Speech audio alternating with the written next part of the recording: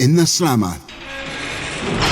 35 years inside with Noel Razor Smith. Hello and welcome to In the Slammer, 35 years inside with Noel Razor Smith, the podcast where we talk the truth, the whole truth and nothing but the truth.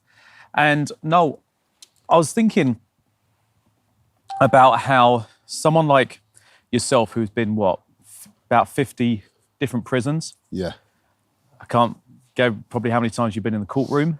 No. All right, and the different parts of crime and people that you've met as well and who have been in similar situations. And I can't help but think it's like crime's almost like a drug to be able to go back and forth. Is there any form of addiction involved? There is, it's quite well known, particularly amongst armed robbers, which is a very dangerous crime, that there is an addiction to it. And I mean, the addiction is not to the actual crime itself. The addiction is to the adrenaline rush you get when you're committing that crime. So it's kind of most armed robbers, they call it the buzz, the actual word for it. If you speak to another armed robber, you say, yeah, I went in there, I got the buzz and went and done it. And so it's quite well known as the buzz that people get. But the only other people I've seen it in, really, apart from armed robbers, is a couple of the main kind of drug men who were working in Spain. I knew a couple of guys who were multi-millionaires through importing drugs, didn't have to work another day in their life, but spoke to them in prison when they were both doing 18-year sentences. And I said, well, what happened? And they said, we just missed the excitement of being down on the beach with an AK-47 loading the boats up and knowing that any moment everything can all just burst into life. He said, it was that. He said, I missed that. He said, I could sit in my mansion and get other people to do it. He said, but where's the fun in that? And it's the same with armed robbery. It became a familiar buzz to me, a familiar addiction, because what happens is when you're planning a job, your senses are kind of heightened anyway when you're looking at the job. So you're kind of in a state of heightened excitement because you know you're going to be having that. And there's a lot of fear. The fear mixes with it and that becomes the adrenaline. It's like jumping. If you jump out of a plane at 20,000 foot, you're going to feel fear, but you're also going to feel the excitement of actually doing it if you want to do it. And I think a lot of robbers are the ones I've met, certainly. I've never met a middle-class armed robber and I've never met an upper-class armed robber. And they're mainly guys who had come from kind of council estate backgrounds with and I'm not just making this, not just trite excuses for people. These are the kind of people who commit armed robberies. And they kind of want to get on in life and they want the excitement of their, away from their humdrum lives where they can work in a factory in the old days for £8 a week. So if I had been born into, say, a richer and a better family, I would probably get the same excitement from, skiing in the mountains or jumping out of planes or going on safaris, but we never had none of that. So you get into this game where everything you're doing in it is exciting. So you're constantly on a rush because once you've committed the robbery and you've gotten away with it, the excitement then comes because you have to do another one and there is a specific squad of police officers who are now hunting you down and they will kill you. What's that, the flying squad? The flying squad, yeah. I mean, they've shot so many robbers dead in the course of robberies. It's unreal. It was said that during the 80s and 90s that they actually had a shoot-to-kill policy, which is explained by some police as a shoot-to-stop policy, which means they don't care if they kill you, they're stopping you. If you've got a gun and you're on the streets, and this is part of the excitement of it, you go out with a gun on you and you're in this cat and mouse game with the flying squad, with the police, with the authorities, then every day is an exciting day. You hear a noise in the middle of the night, you're out your bed with your gun because you're on height, your senses are heightened. So there is a kind of addiction there. And I met many people who went well past their sell-by dates when they should not have gone back to robbing. They were too old for it. I mean, take a look at the recent one, the Hatton Garden robbers. I mean, those guys were, they were past it, really. They pulled off a great job. They done it, planned it well. Unfortunately, they weren't up with the technology, and that's what really done them. They were kind of old-fashioned blaggers from the old days. And even though it was a burglary, they kind of never kept up with the fact that people could bug their phones and stuff. They thought that was all for the films, and they'd have lip readers looking at what they were saying, whereas your modern criminal knows that sort of stuff, So, yeah, those guys were addicted, no doubt about it. They were addicted to money or the excitement of it. And I think that probably around 95% of the people I've met in prison and outside prison who commit an armed robbery are actually addicted to the crime. They're addicted to the excitement of the crime. Because the buzz sound, as you call it sounds quite a scary thing to have. Because I get it by what you're saying, but if you was to have someone out there now, for example, and say a young lad or lady and had a gun, and they were going to go and do a bit of armed robbery or something like that, and they had that buzz, and what would you advise them? What would you advise them? Because there are other ways of getting buzzes, aren't there? Is there a way to counter it? Well, I've counted it myself, and what I've found that counted it for me, and obviously it's different things for different people. For me, it was writing. Once I learnt to write and I started writing, writing books and writing articles, crafting things kind of took over for me. I got the excitement from that. If somebody said to me, can you write a book on so-and-so, I would get the buzz on it, I'd want to get into it, and it became an excitement for me. So that counted it for me. Quite late in life, I've got to say, because like an idiot, I kept going back to it. I was addicted to it. Some people don't find anything to replace it, but there are other people I know, other robbers, who've made their money and now do other exciting things, as I said, like skiing in the Swiss Alps and stuff like that. That has taken over for them, But then there are others who are, I know guys who are like in their 60s and 70s who would still, at the drop of a hat, go out and rob a bank if they needed to, because it's deep in them. Do you know what I mean? It's like me walking down the street. This is the typical thing of someone who had the buzz, and I still do it to this day. You walk down the street, you see a security van visiting to a bank, the first thing you do is look at your watch, because you know they're going to be here again next week at this time. And even if you're not going to rob them, which I'm not nowadays, I can't help it.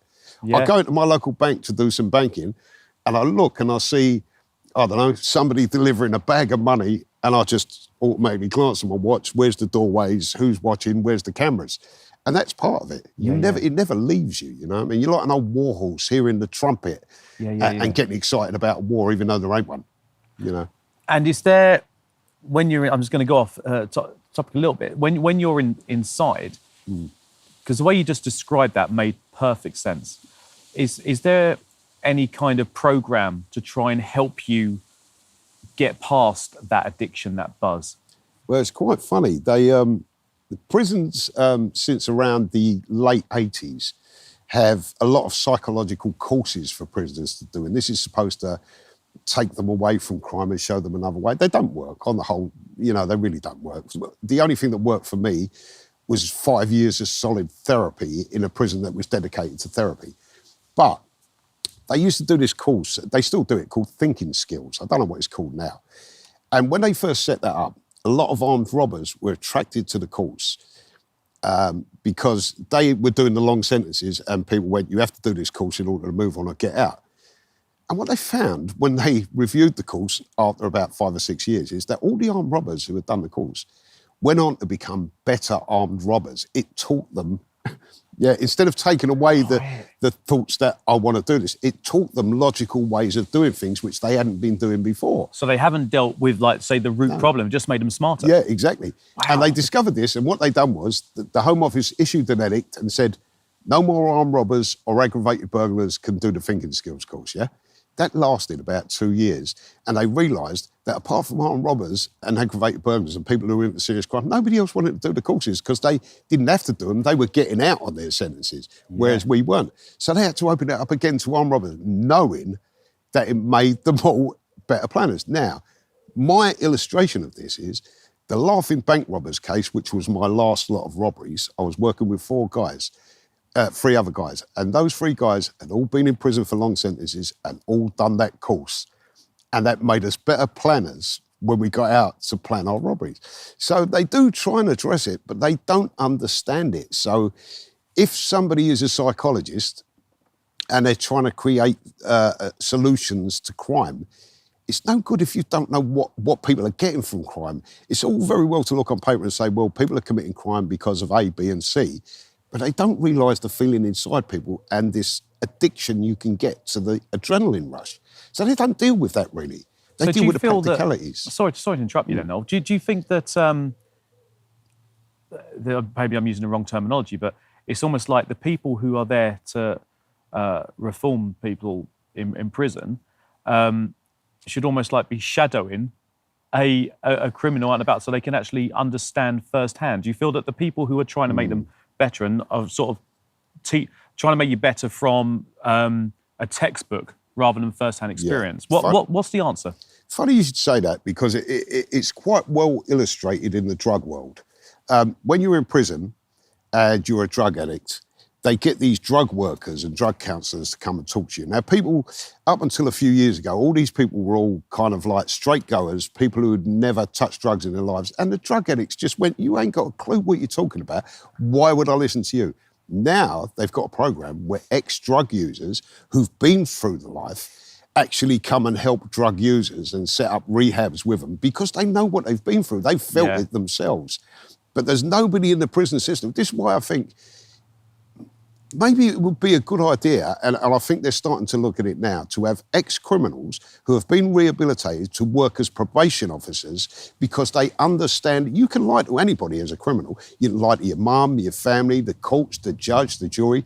Who you can't lie to is another criminal who has done the same thing. And that's why therapy in Grenham works so well, because you can't tell a lie to someone who knows you're lying. Yeah. And we know you're lying. And that's what you need in crime. Like in the drug world, they've got ex-drug users who are doing it, and you need the same in. But this is what you do. You a little bit is right. You've gone round. Can you tell us a little bit more about what you do? Yeah, I actually every year I do a criminology tour with Professor David Wilson, and it's run by Hodder Education. And what we do is, over 5 days, is we speak to students. They're normally first-year psychology, people who are doing criminology, just about to leave school, sixth form. And we'll have, say, 1,800 of them in London, Birmingham, Glasgow. You know, we go around the country and do it. And what I try, my part of the presentation is to give them a flavour of what it's like from the other side, because a lot of these people are going to go on to become probation officers, prison officers, you know, police officers, judges, magistrates. So you need to let them know what it really is like from the other side, because it's all very well learning from a book and a professor telling you, but if you can speak to somebody who's actually lived it, there's nothing better than lived experience, you know, to pass on to people. And I can tell them, you know, where you would be going wrong if you tried to come and talk to me as a probation officer and said certain things. So it kind of gives them a bit of a heads up on how to deal with people, really. Yeah. And hopefully it's, you know, it's good for the kids as well. I do a lot of talks in other schools as well. Well, yeah, this is what I was going to bring up next, actually. Tell us a bit more about it, because I think it's brilliant, because what you're doing, because you learn to write, but did you learn to read and write inside? Yeah, I did. How old were you then? I was 16. 16, so you actually learned to read and write inside. Yeah. So you've literally, for me, your whole journey has been fascinating. But what you're doing is that not only now are you a best-selling author, but you are literally, and we haven't even scratched the surface in these podcasts so far of what you've been up to for 80 years, but you've taken it and doing good with it, and you're making a difference to people's lives. So tell us a bit more about. Yeah, no, you are. You are. There's no shadow of a doubt. You are. You know, you're even now when you're talking about problems with, for me, when you're talking about the problems with the system, or back in the day when there was a system, or what may still be going on today, you're still offering us a possible solution from a first hand. I think that's fantastic. So tell us a bit more about the schools, why you do it, and what you actually do.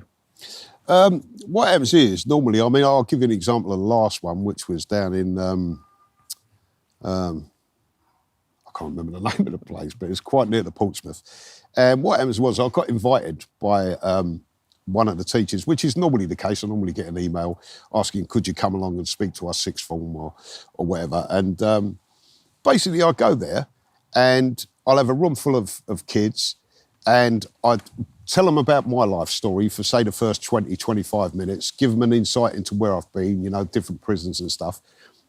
And then I'll do a question and answer session for about 35 minutes and allow them to you know, anything that's... And the questions I get, I have to say, sometimes they're quite the same, even though it's a different school, you know, people are interested in the same things. there are obviously the usual, suspects who will ask you, well, what's it like in the prison showers? Do people get raped and all that? They want to know that. Or there's people who want to know what it's like to actually stand in a box and hear a judge pour the rest of your life down the drain. Or that's a good question. That's a good question. Yeah. Or what it's like when you're actually in prison, because all they see is porridge or films or whatever. Yeah. So people who haven't been in prison don't really have a great idea of what it's like. And I think it's great to tell these kids because, when they grow up and they become, they get into society and become who they are, then they won't always be looking at it from one side, just the academic side. They will have, they'll have had someone who's been there who could have spoken to them. I know that sounds a bit, weird, but I kind of love telling people what it's really like, because there's so many myths about prison. It's unreal. Well, the thing is, you never know who you're talking to. So if you've got a whole group of people in front of you, you don't know what they're like, The people are in your jury, but you don't know what they're like. Exactly. So, you don't know if there's if there's one person in that school, okay, who may be getting up to like no good at the weekends or whatever, and maybe you may have just changed that person's life. Well, that's always been my philosophy. I mean, some people say they do stuff in order to change people's lives. My thinking on it is this: if one kid, just one out of all the people I've spoken to, decides this is not for me and turns their back, that's enough for me. I don't think I'm going to convert everybody's life. I'm not that sort of person. I can only give you the facts and let you decide. And if you decide the right way, then that's fantastic. And you're right, because some head teachers and people invite me to their schools to speak precisely for that reason, because they've got kids who may be going off the rails and they want them to know what faces them in the future. When I tell about when my son died in jail and I was on my own in the cell and couldn't go to his funeral, that really affects people. They think, wow, you can't even go to your loved one's funerals. And that affects people and makes them think more about going into crime and becoming a criminal. We are going to cover that at some point, because that we can't just spend a little bit of time on that. That must have been horrific for you. Yeah. But do you know what? I just want to stay on the positivity of what you're doing there.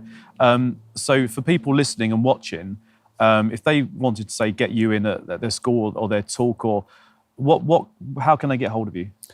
Basically just email me at Inside Time, which is the National Prisoners newspaper I work for. You can find their website anywhere. Just give me an email, and 9 times out of 10... Was it NS, isn't it? NS? Yeah, NS at insidetime.org. Yeah, NS. Yeah. And you can also get hold of us if you're on the podcast. Just email us directly at intheslammer@monkeynutuk.com. That's intheslammer@monkeynutuk.com. And if you're watching this via YouTube, then all you have to do is just write your questions at the bottom if you've got a question for Noel here, or you can contact me, Elliott, via the same. Remember to subscribe and remember to click the button. It's been some great content today. Thank you so much. I really appreciate your time as always. Thank you. Cheers. You've been listening to In the Slammer with Noel Razor Smith, hosted by Elliott Frisby, music by Andrew Stamp, produced by Chris Byland, recorded at Monkeynut Audiobooks. For more information, visit the In the Slammer Facebook page or visit monkeynut.uk.com. If you have a question or want to contact Noel Razor Smith, then please email intheslammer@monkeynutuk.com.